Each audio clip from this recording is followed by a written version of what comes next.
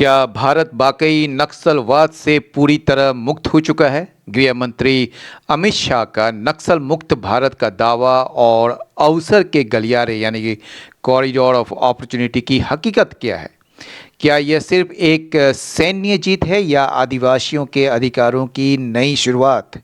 चलिए जानते हैं आज के द हिंदू एडिटोरियल के इस गहरे विश्लेषण में। स्वागत है आपका हमारे चैनल पर। आज हम द हिंदू का बेहद महत्वपूर्ण एडिटोरियल को डिकोड करेंगे और इसका जो हेडलाइन है वो है कॉरिडोर ऑफ अपॉर्चुनिटी, यानी कि ये एक अवसर की जो कॉरिडोर का मतलब गलियारा होता है और अपॉर्चुनिटी मतलब आपका अवसर होता है। तो अवसर की बात, एक मौके की बात की जा रही है इसमें। तो आज की चर्चा में हम न केवल गृह मंत्री के उस ऐतिहासिक ऐलान की बात करेंगे जो उन्होंने लोकसभा में 30 मार्च को किया, बल्कि हम उन गंभीर पहलुओं पर भी नज़र डालेंगे जिन्हें अक्सर हेडलाइंस में जगह नहीं मिलती। तो आज के इस वीडियो में हम 5 बड़े सवालों के जवाब ढूंढेंगे। पहला जो है वो ऑपरेशन स्टैटिस्टिक्स क्या है, पिछले 3 सालों में 4,839 माओवादियों के आत्मसमर्पण के पीछे की रणनीति क्या थी। मिलिटरिज्म वर्सेस ह्यूमन राइट्स, क्या अर्बन नक्सल जैसे शब्दों और कड़े कानूनों ने हमारे लोकतांत्रिक अधिकारों को प्रभावित किया है। और तीसरा जो है the UPA versus NDA approach, Manmohan Singh के ऑपरेशन ग्रीन हंट और अमित शाह की नो मर्सी पॉलिसी में क्या अंतर है। और जो नेक्स्ट पॉइंट है वो है इंक्लूसिव डेवलपमेंट, क्या स्कूलों और राशन कार्डों का पहुंचना विचारधारा की लड़ाई को ख़त्म कर पाएगा। और 5वां जो है वो रोड अहेड, यानी कि आगे का क्या रास्ता है। क्या अब बस्तर और अन्य इलाकों में क्रॉनिक कैपिटलिज्म बढ़ेगा या आदिवासियों को उनके असली हक मिलेंगे। अगर आप यूपीएससी, एसएससी या किसी भी प्रतियोगी परीक्षा की तैयारी कर रहे हैं या सिर्फ देश के आंतरिक सुरक्षा मामलों में रुचि रखते हैं तो यह विश्लेषण आपके लिए बहुत ज़रूरी है। वीडियो के अंत में हम कुछ महत्वपूर्ण वोकेबुलरी और ग्रामर पॉइंट्स भी देखेंगे। तो चलिए बिना देरी किए शुरू करते हैं आज का विश्लेषण। अपॉर्चुनिटी कॉरिडोर, ठीक है, ये जो है अपॉर्चुनिटी कॉरिडोर की बात हो रही है। ये बताया जा रहा है कि ये एक सकारात्मक बदलाव की ओर संकेत दे रहा है। इसका अर्थ है कि जिन क्षेत्रों में पहले हिंसा थी अब वहाँ विकास और प्रगति के नए रास्ते खुल गए हैं। यह वामपंथी उग्रवाद के खात्मे के बाद की संभावनाओं पर केंद्रित है। चलिए नेक्स्ट जो लाइन है, यानी कि इसका जो सब हेडिंग है जो है वो है inclusive development must be the focus in areas free of Naxalism, यानी कि उन क्षेत्रों में जो फ्री हुए हैं नक्सलिज्म से, यानी कि नक्सलवाद से जो एरिया मतलब कि फ्री हो चुके हैं यानी मुक्त हुए हैं, उसमें समावेशी विकास जो है, इंक्लूसिव डेवलपमेंट जो है वो उस पर ध्यान केंद्रित किया जाना चाहिए। मतलब ये कहने की बात है कि नक्सलवाद को ख़त्म करना काफ़ी नहीं है, अब उन इलाकों में समावेशी विकास यानी कि सबका साथ सबका विकास पर ध्यान देना चाहिए ताकि लोग उग्रवाद की ओर न मुड़े। ठीक है, अब चलते हैं मेन सेंटेंस में। India is now Naxal free, कह रहा है कि भारत जो है अब नक्सल मुक्त हो चुका है, यानी कि अब वहाँ पर कोई नक्सलिज्म नहीं है। अब ये नक्सल फ्री है या लोग नशा फ्री है, कौन नशा करते हैं पता नहीं, लेकिन जो दावा किया जा रहा है और वो भी हमारे गृह मंत्री कर रहे हैं तो ऑब्वियस है, हो सकता है ये सच हो, लेकिन जो हिंदू लिख रहा है वो आप देखिए क्या है कि होम मिनिस्टर अमित शाह जो है उन्होंने डिक्लेयर्ड किया है, घोषणा की है लोकसभा में मार्च 30 को, a day ahead of a deadline he had said. उन्होंने यानी कि अमित शाह ने जो निर्धारित किया था फॉर हिमसेल्फ, अपने लिए, for ending left wing extremism, यानी कि जो वामपंथी उग्रवाद जो है उसको ख़त्म करने के लिए जो उन्होंने एक डेडलाइन एक सेट किया था, मतलब कि निर्धारित किया था, उसके एक दिन पहले ही 30 मार्च को उन्होंने इस बात की घोषणा की है। ठीक है, his assertion follows 3 years of intensive paramilitary operation। ठीक है, उनका जो assertion है, assertion का जो मतलब होता है यहाँ पर दावा, उनका जो दावा है ना ऐसे ही नहीं आया है, ये 3 साल के इंटेंसिव पैरामिलिट्री ऑपरेशन के बाद आया है। यानी कि ये जो 3 साल जो है ना, ये मतलब गहन अर्धसैनिक अभियानों के बाद आया है ये, ठीक है। इसके दौरान जो है, ड्यूरिंग विच 4,839 माओइस्ट सरेंडर, उन्होंने आत्मसमर्पण किया। 2,218 वर अरेस्टेड, उनको गिरफ्तार किया गया। And 706 were neutralised in encounters, और मुठभेड़ों में जो है 706 लोगों को जो है मार दिए गए, ठीक है। Mister Shah had made tackling LWE a central piece of his internal security policy. Mister Shah जो है, उन्होंने क्या किया है, वामपंथी उग्रवाद से निपटने के लिए, टैकलिंग मतलब निपटना, वामपंथी उग्रवाद से निपटने के लिए मिस्टर शाह ने क्या किया था, इसको जो है एक central piece of his internal security policy, यानी कि आंतरिक सुरक्षा नीति, और end of his political legacy, और अपने जो राजनीतिक विरासत का एक मुख्य हिस्सा बनाया था मिस्टर शाह ने LWE, यानी कि वामपंथी उग्रवाद से निपटने को जो है उन्होंने एक आंतरिक सुरक्षा नीति और अपनी राजनीतिक विरासत का एक मुख्य हिस्सा बनाया था, ठीक है। आगे बढ़ते हैं। नॉट सरप्राइजिंगली, इसमें कोई आश्चर्य की बात नहीं है। He made it a point to contrast the measures and milestones under his watch with those of the UPA regime on his front। ये देखिए, आपको कॉन्ट्रास्ट कर रहे हैं या तुलना कर रहे हैं, ये तुलना कर रहे हैं measures and milestones under his watch, यानी कि उसके कार्यकाल के दौरान जो उपाय किए गए, जो उपलब्धियां हुई, वो किसके साथ, विद दोज का मतलब हो गया मेजर्स एंड माइलस्टोन्स, ठीक है ना। ये with those of the UPA regime, यानी कि कांग्रेस के शासन के समय जो है, यानी कि यूनाइटेड प्रोग्रेसिव अलायंस के समय जो मेजर्स लिए गए थे, जो माइलस्टोन्स अपनाए गए थे इस मोर्चे पर, ठीक है ना। तो उसका उन्होंने जो है मतलब कि क्या किया, एक तरीके से तुलना करना जो है ना उन्होंने सुनिश्चित किया। यानी कि इसमें आश्चर्य की कोई बात नहीं है कि अक्सर क्या होता है कि राजनीति में जो है ना अपनी सफलता को दूसरों की विफलता के सामने रखा जाता है। अमित शाह ने भी यही किया, उन्होंने अपनी सरकार की उपलब्धियों की तुलना पिछली यूपीए सरकार से की, ताकि यह दिखाया जा सके कि उनकी सरकार ज़्यादा प्रभावी रही है, ठीक है। यही कहने की बात हो रही है। Former prime minister Manmohan Singh, जो भूतपूर्व प्राइम मिनिस्टर हैं, यानी कि पूर्व प्रधानमंत्री मनमोहन सिंह जो हैं, हैड फ्लैग्ड, उन्होंने चिन्हित किया था LWE को as the biggest internal security challenge, ठीक है, बिफोर द कंट्री, यानी कि देश के समक्ष जो है सबसे बड़ा आंतरिक सुरक्षा चुनौती है देश के समक्ष, ठीक है, LWE यानी कि वामपंथी उग्रवाद जो है, ठीक है ना। एंड हिज गवर्नमेंट, और उसकी जो सरकार है उसने लॉन्च किया था operation green Hunt in 2009 and 10, यानी कि, और उनकी सरकार ने 2009-10 में जो है ऑपरेशन ग्रीन हंट शुरू किया था, ठीक है। अन एक्सपेंसिव पैरामिलिट्री ऑफेंसिव, जो कि एक व्यापक पैरामिलिट्री ऑफेंसिव था, यानी कि अर्धसैनिक हमला था एक तरीके से, दैट फेस्ड स्टिफ क्रिटिसिज्म, जिसको जो है बहुत ही ज़्यादा आलोचना सहनी पड़ी थी फ्रॉम हिज एलाइज, अपने सहयोगियों से, ठीक है। The belt of Maoist influence, ये जो बेल्ट है ना, ये पट्टी जिसको कहते हैं, the belt of Maoist influence at its peak, अपने चरम पर, टस्ट ओवर 180 डिस्ट्रिक्ट्स, लगभग जो है ना 180 से ज़्यादा डिस्ट्रिक्ट्स को वो टच किया था, यानी कि उसको उसमें फैला हुआ था, जिसमें शामिल है ट्राइबल फॉरेस्ट, ठीक है, एंड मिनरल रिच एरियाज़ इन बिहार में, झारखंड में, छत्तीसगढ़ में, उड़ीसा में, आंध्र प्रदेश में और महाराष्ट्र में। तो ये जितने भी मतलब कि राज्य हैं, बिहार, झारखंड, छत्तीसगढ़, उड़ीसा, आंध्र प्रदेश और महाराष्ट्र, तो वहाँ के लगभग 180 डिस्ट्रिक्ट्स को जो है ना ये मतलब कि उसमें फैला हुआ था, ठीक है। ये जो माओइस्ट इन्फ्लुएंस, यानी कि माओइस्ट का जो प्रभाव की जो पट्टी थी ना, वो इतने जगहों में फैला हुआ था।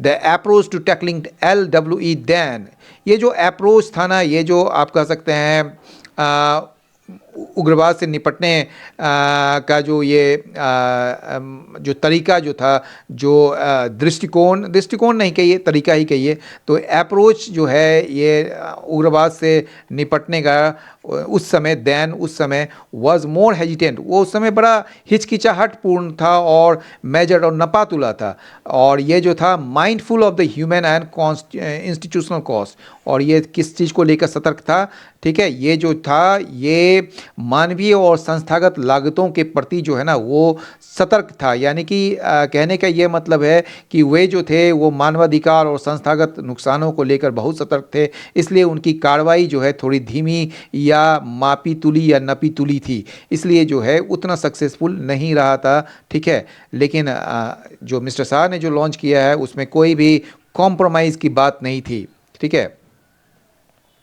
अब दूसरा पैराग्राफ में है, मिस्टर शाह जो है उन्होंने शुरू किया एक अनकॉम्प्रोमाइजिंग मिलिटरिस्ट स्ट्रेटजी, ठीक है ना, विच ही रीइटरेटेड इन हिज स्पीच, ठीक है ना, यानी कि मिस्टर शाह ने जो है एक बिल्कुल अलग तरीका अपनाया, यानी कि समझौता न करने वाला एक सैन्यवादी रणनीति शुरू की, जिसको कि उन्होंने दोहराया है अपने भाषण में। He said the government had a dual approach, उन्होंने कहा कि गवर्नमेंट सरकार के पास जो है एक डुअल अप्रोच, दो तरफा मतलब कि एक क्या कहेंगे आप, नीति थी। या तो आप डायलॉग करें, मतलब संवाद करें और उसको रिहेबिलिटेट करें या रिहेबिलिटेशन करें उन लोगों को जो सरेंडर कर देता है आर्म्स को, एंड दूसरा जो अप्रोच था, no mercy for those who refused, और अगर कोई व्यक्ति रिफ्यूज़ कर देता है तो उसके लिए कोई दया की बात ही नहीं है, उसको सीधे उल्टा देना है, ठीक है ना, नो मर्सी करना है, उसको कोई दया नहीं दिखाना है उसमें, ठीक है। His sweeping strategy steamrolled human rights activist and academics who were branded urban Naxals, लेकिन उसका जो ये व्यापक जो एक क्या कहेंगे, ये जो रणनीति जो थी ना, ये एक मतलब कि व्यापक रणनीति थी, तो स्वीपिंग स्ट्रेटजीज में सब कुछ सिमट के आ जाता था, तो स्वीपिंग स्ट्रेटजी ना इसने कुचल कर रख दिया, स्ट्रीमरोल ने कुचल कर रख दिया ह्यूमन राइट्स एक्टिविस्ट को और एकेडमिक्स को, ठीक है ना, हु वर ब्रांडेड, जिनको के जिन पर आरोप लगाए गए या उन पर जो है अर्बन नक्सल का जो है ना उनको नाम दिए गए, ठीक है, उनका नाम जो है मतलब उनको जो है ठप्पा दिया गया एक तरीके से अर्बन नक्सल्स का। Police measures went far beyond even the harsh provisions of India's anti terrorism laws. अब देखिए यहाँ तक समझिए, पहले पुलिस की जो कार्रवाई जो थी ना, पुलिस का जो कार्रवाई या उपाय जो थे वो वेंट फार बियॉन्ड, वो उससे भी आगे निकल गए, even the harsh provisions of India's anti terrorism laws, यहाँ तक कि जो क्या कहेंगे आप, मतलब कि भारत का जो आतंकवाद विरोधी कानूनों के जो कठोर प्रावधान है उससे भी आगे निकल गया इनके जो ये जो पुलिस के जो उपाय हैं, या आप कह सकते हैं पुलिस की जो कार्रवाई जो है इतनी सख्त थी कि वो आतंकवाद विरोधी कानूनों की सीमा भी पार कर गई, ठीक है। Strangling freedoms and distorting judicial process, इसने जो है फ्रीडम को गला घोंट दिया, यानी कि स्वतंत्रता को गला घोंट दिया, आज़ादी को छीन लिया और डिस्टॉर्ट कर दिया जुडिशियल प्रोसेस को, और क्या कर दिया, जो कानूनी प्रक्रिया है, जो न्यायिक प्रक्रिया है उसको विकृत, उसको जो है बिगाड़ के रख दिया, ठीक है। चलिए आगे बढ़ते हैं। The paramilitary operations have in all probability decapitated the military capabilities of the insurgents, यहाँ तक पढ़ लीजिए पहले, जो पैरामिलिट्री ऑपरेशंस जो हुए हैं, हैव इन ऑल प्रोबेबिलिटी, सभी संभावनाओं में डिकैपिटेट कर दिया the military capabilities of insurgents, जो इंसर्जेंट्स हैं यानी कि जो माओवादी हैं, ठीक है, या उग्रवादी जो भी कहें आप इसको, तो उसको जो है उसके जो मिलिट्री कैपेबिलिटीज़ है, यानी कि उसके जो सैन्य क्षमता जो है उसको बिल्कुल ख़त्म कर दिया। डिकैपिटेट का मतलब होता है बिल्कुल ख़त्म कर देना, या इसको एक और मतलब होता है सिर कलम कर देना, ठीक है ना, तो यहाँ पर बिल्कुल ख़त्म कर देने के इसमें करिए, तो इंसर्जेंट्स यानी कि उग्रवाद या जो विद्रोही हैं उनके जो मिलिट्री कैपेबिलिटीज़ को जो है वो बिल्कुल ख़त्म कर दिया पैरामिलिट्री जो ऑपरेशंस हुए वहाँ पर, ठीक है। Opening the possibility of state presence in some of the least governed regions of the country, country. और इसने जो है एक पॉसिबिलिटी, मतलब कि एक क्या कहेंगे आप, एक संभावना इसने खोला स्टेट प्रेजेंस की, यानी कि अब सरकार के पास मौका है कि वह इन इलाकों में अपनी पहुंच बनाए जहां पहले उसका कोई नियंत्रण नहीं था, ठीक है ना। यानी कि सरकार जो है क्या करेगी अब, जो जहां पर कम शासित क्षेत्रों में जो है, जो राज्य की उपस्थिति की जो है ना वो संभावना इससे खुली, ठीक है ना। Opening the possibility of state presence, state की प्रेजेंस की जो पॉसिबिलिटी खुली in some of the least governed, जो सबसे कम गवर्न रीजन्स थे कंट्री में, वहाँ पर। Mister Shah said that a campaign to establish a school, mister Shah ने कहा कि एक अभियान जो है स्कूल मतलब कि खोलने का, या क्या कहेंगे आप, स्कूल स्थापित करने या खोलने का इन एवरी विलेज, प्रत्येक गांव में, और देने का आधार और राशन कार्ड्स टू रेसिडेंट्स को, मतलब कि जो निवासी हैं वहाँ के, in some of the worst affected areas, ठीक है ना। यानी कि कुछ जो सबसे अधिक प्रभावित क्षेत्रों के जो निवासी हैं उनको आधार और राशन कार्ड्स देने का जो ये अभियान है, कैंपेन जो है, वो कैंपेन के लिए ही जो है ना हैज़ आया है, हैज़ ऑलरेडी बिगन, वो पहले ही शुरू हो चुका है ये अभियान, ठीक है।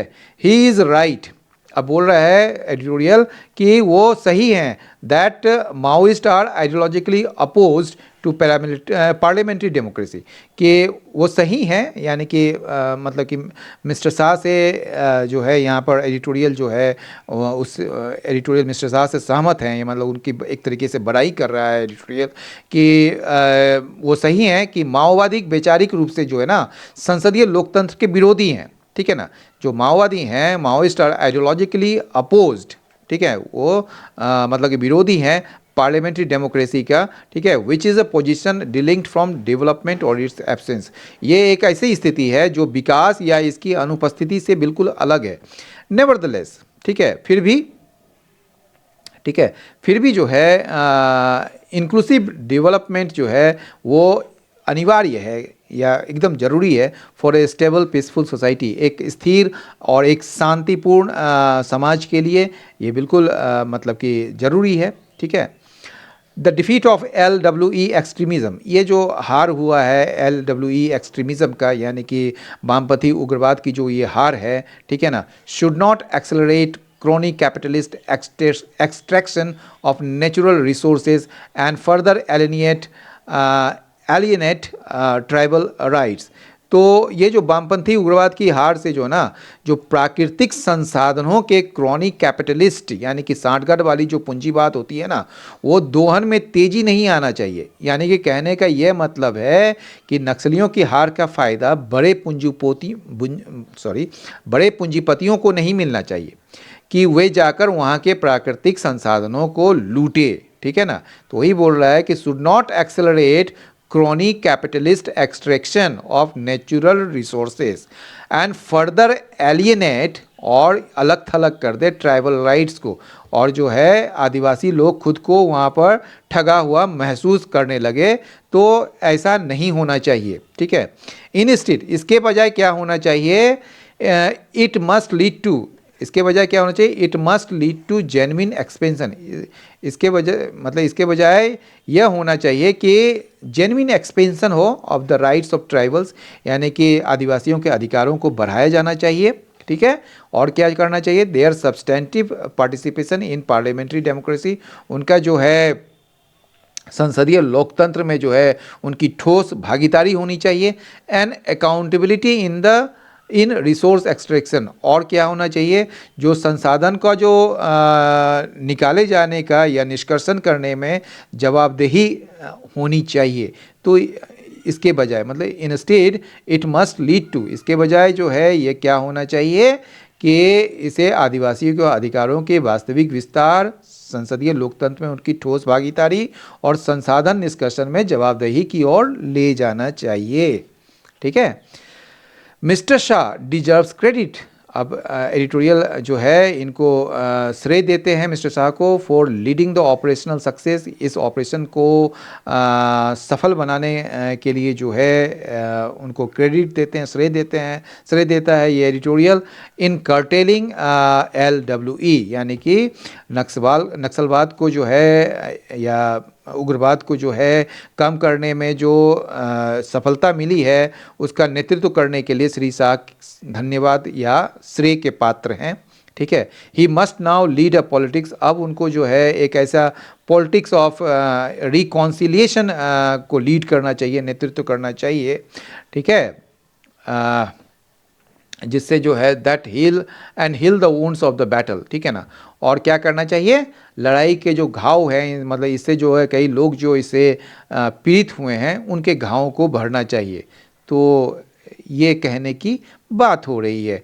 तो इसका सार यही है कि बंदूक की लड़ाई भले ही जीत ली गई हो, लेकिन दिलों को जीतने की लड़ाई अभी बाकी है। जैसा कि लेखक ने कहा है, अमित शाह को सैन्य सफलता का श्रेय तो मिलता है, लेकिन अब असली चुनौती सुलह की राजनीति यानी कि पॉलिटिक्स ऑफ रिकॉन्सिलिएशन की है। विकास का मतलब सिर्फ सड़कें या खदानें नहीं, बल्कि आदिवासियों के अधिकारों की सुरक्षा और उनकी लोकतांत्रिक भागीदारी होनी चाहिए।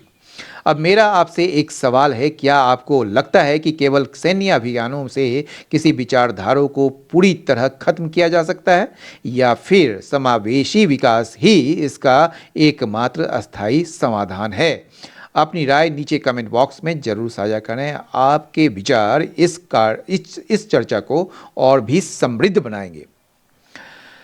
अगर आपको आज के विश्लेषण में इस्तेमाल किए गए वोकेबुलरी, इडियम्स और ग्रामर पॉइंट्स की पीडीएफ चाहिए, तो हमारे Telegram channel English with Amitabh Anand से डाउनलोड कर सकते हैं। यह आपकी प्रतियोगी परीक्षाओं के लिए बहुत मददगार साबित होगी।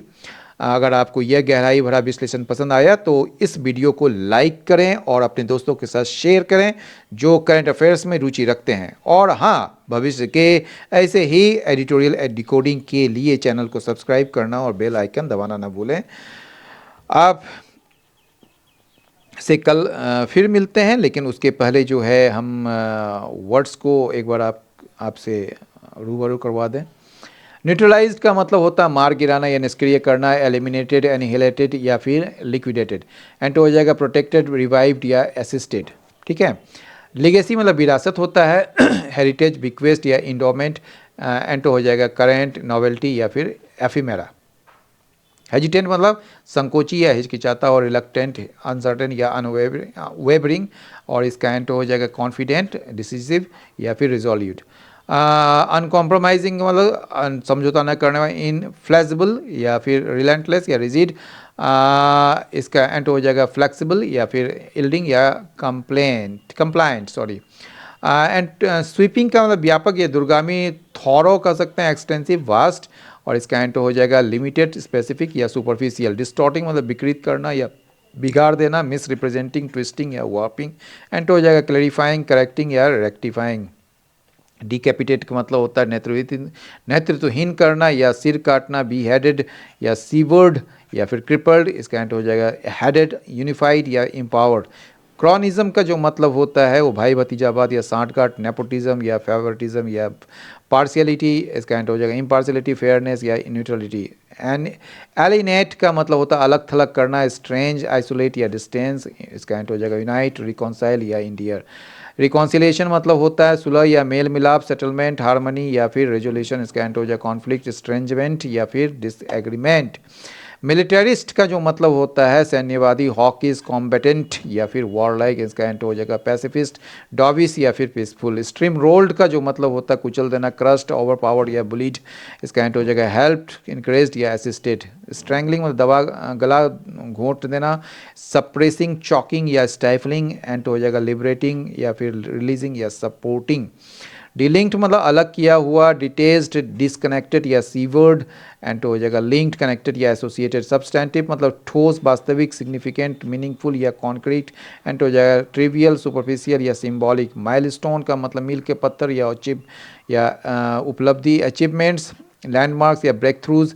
एंड हो जाएगा फेलियर्स, रिग्रेशन या फिर सेटबैक्स। माइंडफुल मतलब सचेत, सतर्क, कॉन्शियस, अवेयर या फिर अटेंटिव। एंड हो जाएगा केयरलेस, ऑब्लिवियस या फिर हिडलेस। इडियम फ्रेज देख लेते हैं। सेट अ डेडलाइन और समय सीमा तय करना। The manager set a deadline of Friday for the completion of the report के पूरी करने के लिए शुक्रवार की समय सीमा तय किया। आगे देखते हैं दूसरा number. Made it a point, बड़ा अच्छा ये है, यानी कि किसी विशेष बात पर जोर देना या उसे सुनिश्चित करना। She made it a point to thank everyone who helped her, जिन जिन लोगों ने उसका मदद किया उसको थैंक करने के लिए, उसको धन्यवाद देने के लिए, मतलब कि उन्होंने इस बात को सुनिश्चित किया। ठीक है। गो फार बियॉन्ड मतलब सीमा पार कर देना, यानी कि हिज सक्सेस इन बिजनेस जो है ना went far beyond his families expectation, उसका जो फैमिली एक्सपेक्टेशन था, जो उम्मीद थी, उससे कहीं आगे निकल गया उसका सक्सेस। ठीक है। हिल द वुंड्स का मतलब होता है घाव को भरना या पुराने विवाद को ख़त्म कर शांति बनाना, यानी कि it will take a time long time to heal the wounds caused by civil war, civil war की वजह से जो घाव हुए हैं, यानी कि जो अशांति हुई है, उसको ख़त्म करना या भरने में जो है वो लंबा समय लगेगा। तो अ, कल फिर से मिलते हैं अगले विश्लेषण में, तब तक के लिए पढ़ते रहिए और सजग रहिए। धन्यवाद। जय हिंद।